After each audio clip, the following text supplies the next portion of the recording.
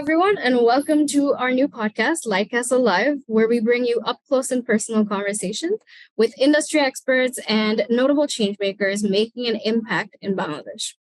I'm your host, Raida, and today we will kick off our podcast series by exploring Bangladesh's vibrant startup ecosystem, but in particular, the impact investment landscape. Joining us today is Maxime Cheng. Maxime is the lead of Impact Intelligence and Education at Roots of Impact, which includes managing the Biniyog Briddhi Program in Bangladesh. If you don't already know about the Biniyog Briddhi Program, it plays a pivotal role in impact investing in Bangladesh. It works under three main pillars. Firstly, it provides incubators with training and resources to enhance their services to impact enterprises. Secondly, it provides impact enterprises with impact-focused funding opportunities through catalytic funds. And lastly, it works on advocacy, where they work closely with regulators, investors, and ecosystem players to identify areas where they can improve to create a more conducive environment for impact investing to take place in Bangladesh. Maxime, so happy to have you here. Do you want to introduce yourself, or is there anything else I missed? No, thank you so much for the introduction and also introducing the Briddhi. I don't have much to add. Thank you for having me, and I guess we can speak more as the interview goes, right? Yes. I'll get started with my questions.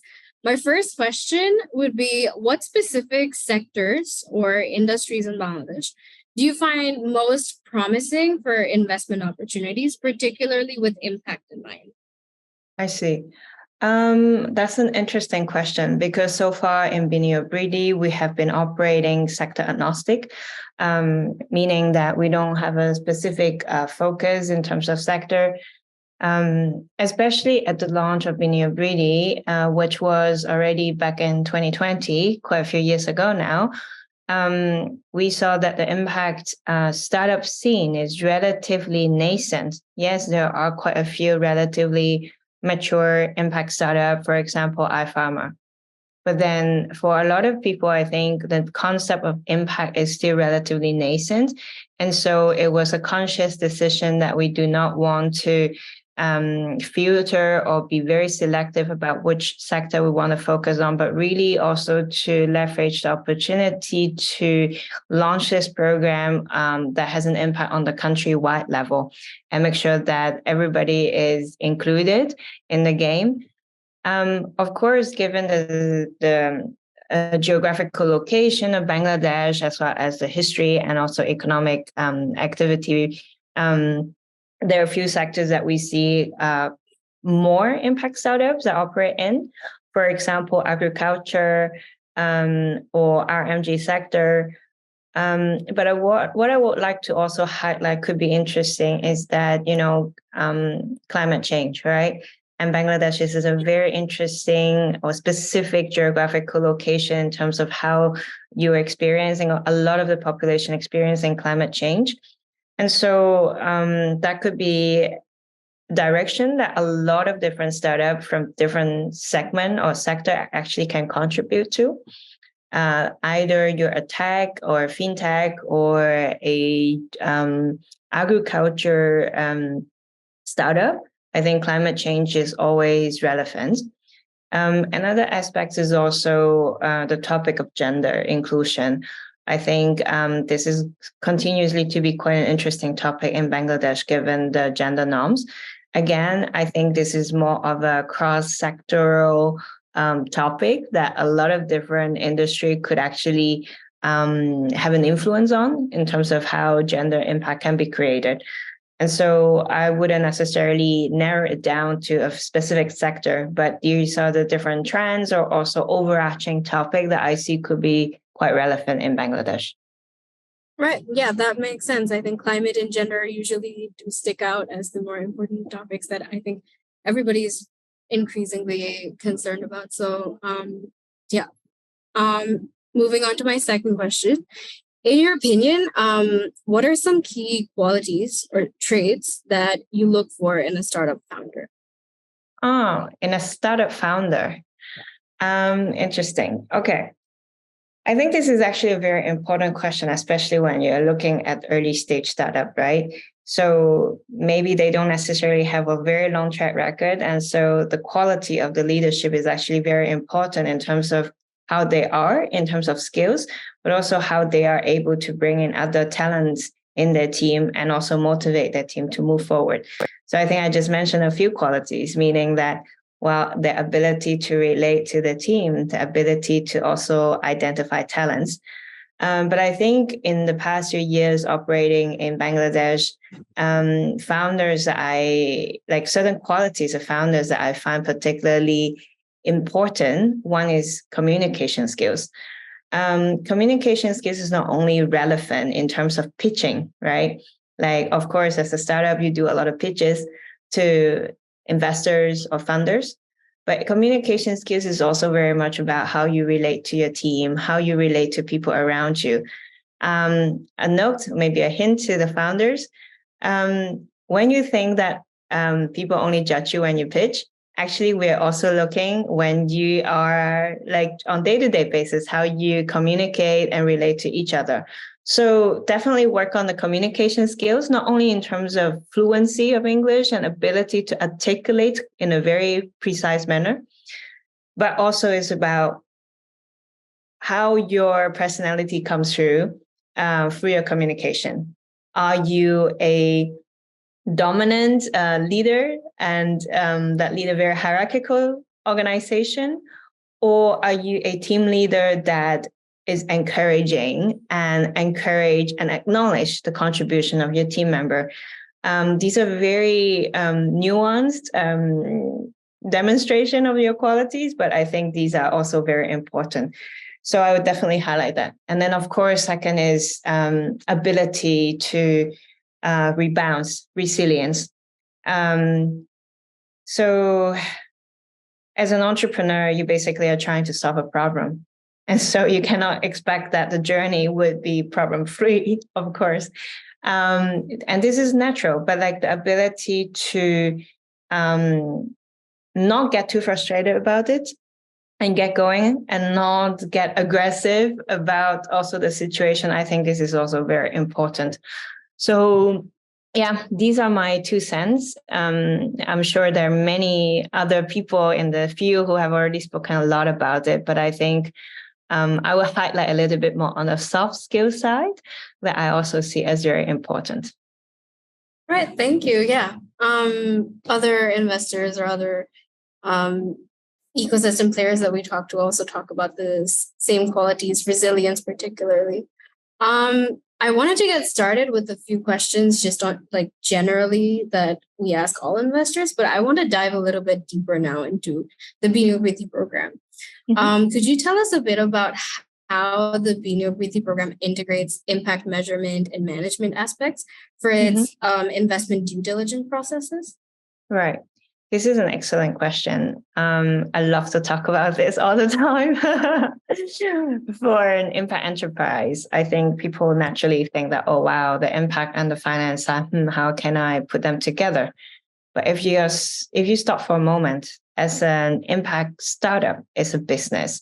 So the basic requirement would be sustainability. If the business cannot survive, if it cannot be financially sustainable, it basically means that they can no longer generate impact. And so this is like, therefore, it's quite important for us to understand how the impact model and the business model intertwines with each other.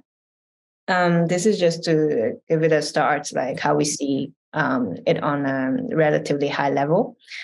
And in terms of the due diligence process, we do have a proprietary scorecard that assesses the different aspects of impact performance of a company. That include also, for example, additionality concept, sustainability concept, the amount and also the quality of the data that they are able to collect and segregate. Because what we believe in is that the impact data is not only allowing us to understand the impact performance, but what we also value is the ability of the team to master these data and get insights out of it and fit into the business operation. So that's some of those criteria that we also look into and address in the scorecard. But I think overall, it does mirror, for example, some international standards. For example, the impact management project. There are 5 fundamentals. I think is always a very good start, so to speak, in terms of the screening process. But then moving on to the structuring and proper due diligence, we definitely dive deeper into the elements that I have mentioned earlier. Moving on, I think I mentioned about the quality of the data that a company collects. So generally, we want to understand beyond, if possible, like what are the output level data that they collect, and also what are the outcome data that are being available. Because what we're trying to achieve is in structuring an impact-linked finance transaction, what we really aim to do is to reward the additional units of impact that an impact enterprise creates.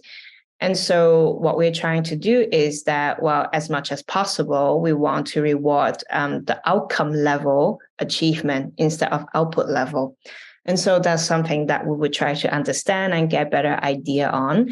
And of course, during the structuring part, we get into the nitty-gritty of all these data, and to including, for example, past and future projection of impact performance based on these data, so that we can structure the best possible model and ensure that these impact goals are actually desirable for the business and also feasible to collect. I think at times it seems like these impacts data that we're asking for does not make a lot of business sense in the short term. But also the goal of providing sync, for example, or I would say sync in this specific case is that we want to help bridge this particular time where creating impact could be more at a trade-off to the commercial performance, and make sure that the impact enterprise at this particular phase can continue to grow in both business and impact terms without incurring business losses. So yeah, that's a very elaborate answer to your question. You can tell that you love talking about this.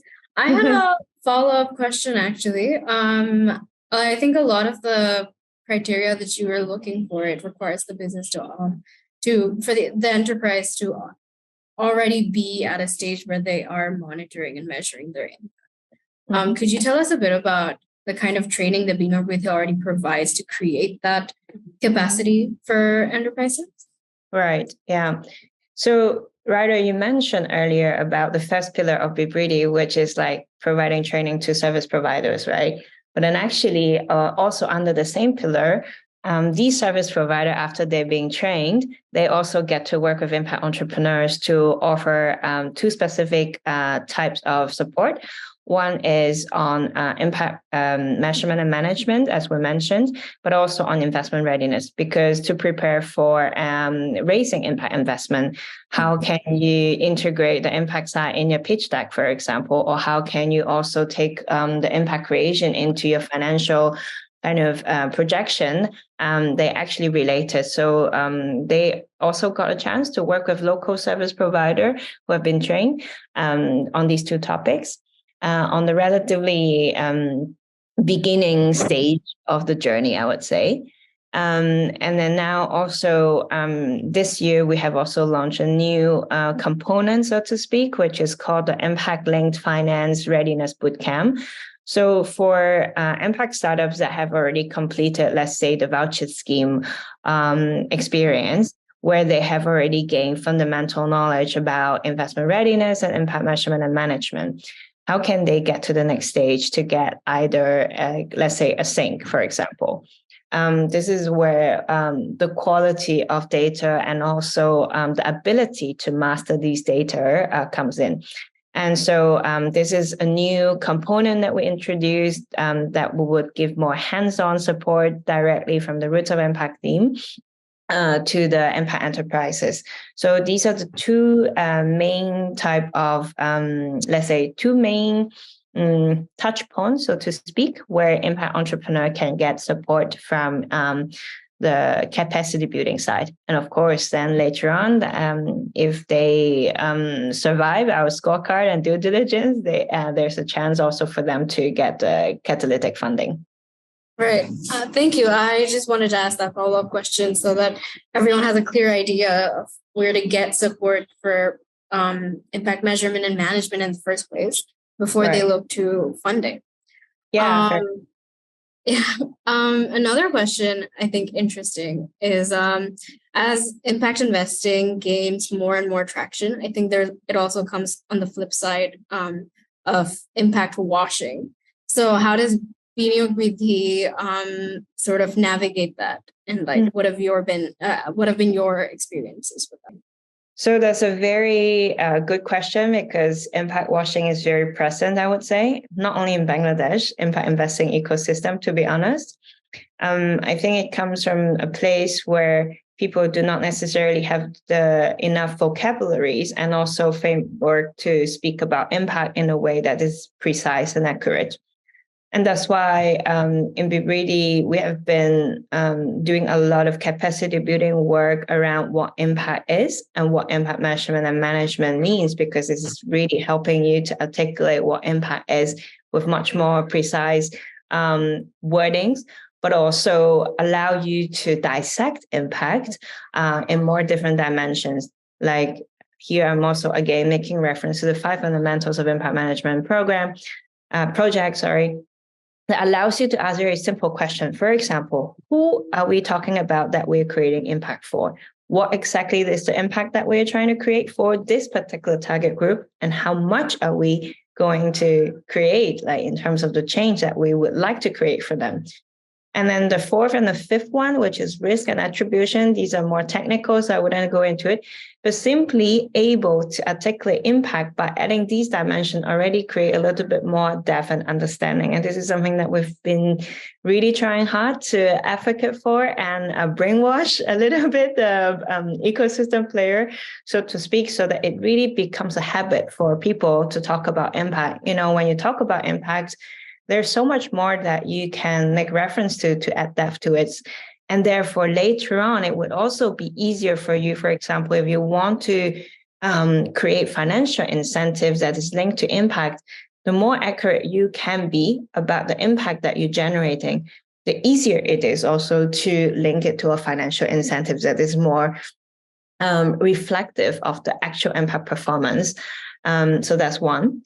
Second, when it comes to impact washing, apart from the materials that Briddhi has been producing, including the impact measurement and management toolkit that we've also put online, it's free for access. So if you want, please go and download it. But then another aspect of impact measurement and management is also what happened after collecting these data. If you collect all these data and you claim, oh, this is what we have to achieve, but there's no verification afterwards, this is also not a system that is going to last. If you think about it in the financial practices, right, like there's always audit. So imagine it's almost like auditing your impact data and making sure that data is collected in a way, or the process of collecting these data is actually like grounded on reliable structure and mechanism, so on and so forth. But that's definitely much more sophisticated on also, I would say, more of industry-wide level. This is something that everyone needs to put a little bit thought into. Right. No, okay, that makes sense. I like that, the key to sort of wiping out impact washing is to focus on impact measurement and accurate measurement of impact in the first place. I also wanted to talk a little bit more about sort of the third pillar of Biniyog Briddhi, which is, in your experience, what kind of infrastructural support does the impact investment landscape in Bangladesh require? Okay. First of all, I think there has already been quite a few exciting activities going on locally beyond the capacity building work that has been done with the accelerators, incubators, and impact entrepreneurs. But on the efficacy level industry-wide, what is worth note taking is that, for example, last year, the Bangladesh Impact Investment Strategy and Action Plan was finally published and launched. And it highlights several recommendations as in where the local ecosystem would like to focus on in terms of how we would like to bring this impact investing industry forward in Bangladesh. So I think that's a definitely very good place to start with. Of course, impact measurement and management has been repeated in several of the recommendations, and I think I've also spoken quite a lot about that already. What is also exciting is to see that the National Advisory Board is also taking shape. So I'm also quite curious what kind of stakeholders and also momentum we are able to create from there. But when it comes to relatively infrastructure type of suggestion, as I mentioned, like really to create clearer guidance as in, when we refer to impact investing, what exactly can we understand as impact? And by default, that also leads to the previous point I mentioned, which is a process of verifying impact would be very important. So yeah, we'll see how we would bring this forward. I think there is already momentum in the local ecosystem, and yeah, but it's going to be quite a bit of a journey. Yeah, the NAB report that you're talking about is so interesting. I'll make sure to link it, and also all the resources that you've mentioned so far, and further reading if you would. I'll be sure to link it in the caption as well. I had one more question and a bit more personal. I know that you do some field trips to Bangladesh, and when you're here, you go and do like factory visits or field visits. Is there any memorable investment experience, or is there any memorable experience that you remember on those field trips where you were like, okay, I can really feel the impact? Okay. I would try to deviate from the term feel the impact, because that's not what we're talking about. Perhaps not feel the impact, but really like feel the vastness of the kind of work that you're doing, and also just feel the depth of it. Yeah, I understand. I just really want to make it very clear. I mean, first of all, in general, like not talking about any specific incidents, is whenever I go to Bangladesh, I am very impressed by how all the different people that I've met, be it intermediaries, be it entrepreneurs, be it other stakeholders, I think it's very impressive how I feel a sense of community among a lot of the ecosystem player. And I think it's quite important in terms of moving forward as a whole and as an ecosystem. To be honest, even though that's not particularly about one single entrepreneur or field trip, like it always impressed me. And I'm in awe, to be honest, that I'm like, wow, how lucky I am to be able to have the opportunity to work in such an environment. So that's one thing that I want to mention. Second, when it comes to field trips specifically, yes, I indeed went to see some of the sites, so to speak, or in the front line of where impact is being created by some of our impact enterprises. What what I experience often is really to see, okay, this is what I understood, but like when you're really at the front line, you see or you experience a challenge very differently in terms of how they're able to deliver the service or the product. And second of all, because I'm always telling people to collect impact data, right? Yeah. And really to see how actually it is not as straightforward, and what are the nuances about collecting these impact data is always very humbling for me, because it always put me in the position to reflect, oh, you're telling people that do this and that, but being on the front line, you also see, okay, what does it really mean for the people collecting these impact data? What are the challenges that they have? And also to incorporate these reflection into how we design our training program, right? Because I mean, I cannot teach you something that is very detached from reality. And so I always find them so helpful. At the same time, as I said, very humbling, because it allows you to continuously revisit what you think is true. But I think instead of trying to be fixated on what is true or what is right, it's like, how can it be better? So yeah, I really appreciate all those experience, like to really bring you to the ground and keep you on track. Not necessarily always a very comfortable experience, but it's always very exciting to see it. Exciting not only because, oh my God, it's so hard and I get to do it. No, it's really also to talk to the people who actually are doing it and hear from them, and to understand, oh my God, these are the hacks that they have been doing in order to overcome certain challenges. For example, just to make it more concrete, talking to female farmers actually is quite challenging.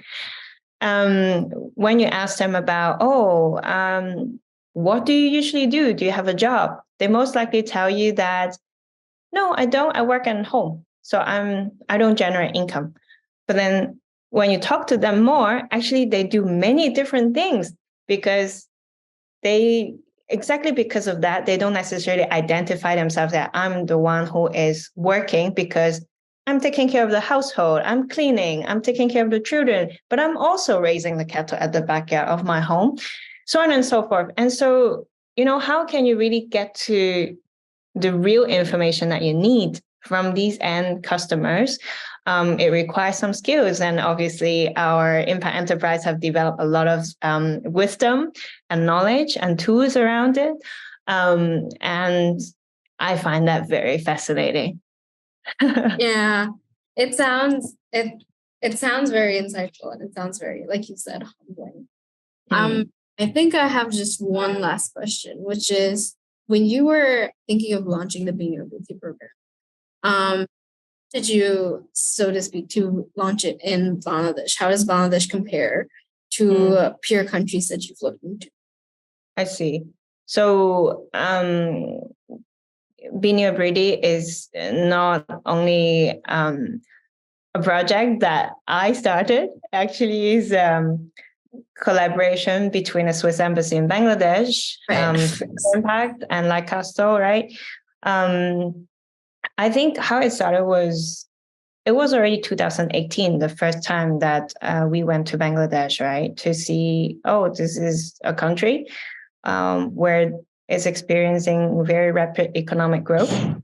At the same time, we see that there are some impact enterprises, some startup ecosystem that could actually be a good place to launch a program like this. Because if there's completely nothing there, it also doesn't make sense, right? On the other hand, I think it's really specific to actually where Bangladesh is in terms of economic development. As I said, it's rapidly growing, but then at the same time, how can you ensure that during rapid economic growth, the whole country grow together instead of having a particular part of the population really growing very fast, but then a particular part of the country, let's say the rural areas or the traditionally disadvantaged group, that are left behind. And so this is really the rationale behind of, okay, what can we do about it? And what is the role of impact startup playing in this process of helping or mediating the growth discrepancies between the different players in the country, as the country is really growing very fast. Meanwhile, we know that Bangladesh is about to graduate from the ODA status, which means grant funding would not be at the same level as previously. So what does that mean for the country in terms of also particularly for the population that are most vulnerable, so to speak, and require help. And therefore, I think all the Swiss embassy in Bangladesh and Roots of Impact really see the impact startup to be a really interesting medium and effective one to help bridge this gap. That also explains a lot why our financing instrument is structured in such a way that we really want to reward the actual impact being created, because this is really the purpose that we would like to deliver on. It's great to see really the thought process behind it. And also it's great to connect it to where Bangladesh is in the grander scheme of things, where Bangladesh is moving towards. I think that's pretty much all the questions that I've had. Is there anything about the program that you wanted to touch on that I perhaps did not touch on fully? All right. I think we touched upon a lot of different things already, so I wouldn't want to add too much. But if anyone is interested and not just to know, but want to take part, please do stay tuned. Either reach out to us through the website. We're still going to be active locally, and hoping to expand also the reach of our program to more different stakeholders and cities. Please join us in making this more successful and really leave an impact on the Bangladesh ecosystem. Right. I will link the website and everything, as I said, in the caption, so it should be easy to find. But thank you so much, Maxime. It was lovely talking to you and having this conversation. And with that, I guess I will see everyone in the next episode.